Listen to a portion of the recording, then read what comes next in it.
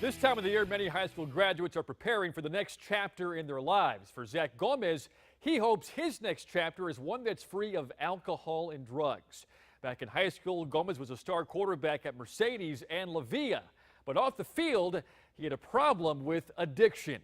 Today, Gomez tells us it's a problem he's beat for good.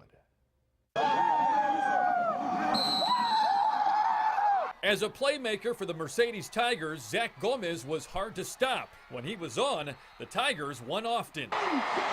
But when Gomez wasn't playing football, he had a hobby that was intoxicating, one that would eventually take over his life. The saga began his freshman year. Other people that were also doing good in football, that were doing good in sports, you know, I mean, I was like, well, they're doing it, I can do it, you know? So that kind of took me down that path. Gomez says he was trying to fit in with older classmates, so when they would offer him something, he would try it. Eventually, he was hooked. I was just looking for, of course, alcohol, you know, marijuana, cocaine, Xanax. It didn't take long for addiction to affect his life as an athlete.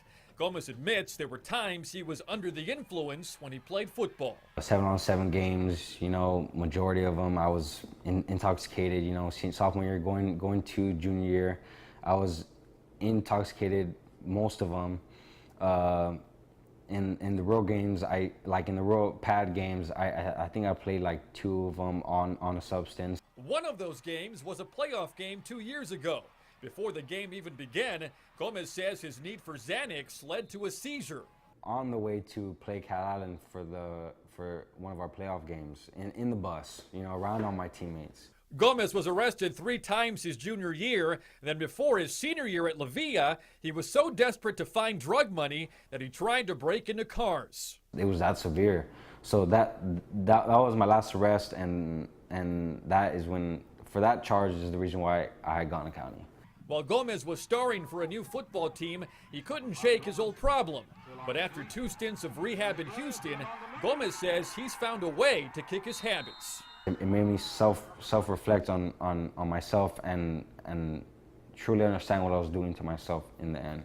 And while the battle isn't over just yet, Gomez says he's driven to stay the course for himself and for others. Right now, I'm extremely scared of what can happen for me if I relapse again, you know, and I feel like that plays a big part in me wanting to keep this life that I am living now. My whole goal is if I can make one person think differently, if I can make one person change their life, that's the only thing that matters to me. It's a road to recovery that Gomez continues to stay on.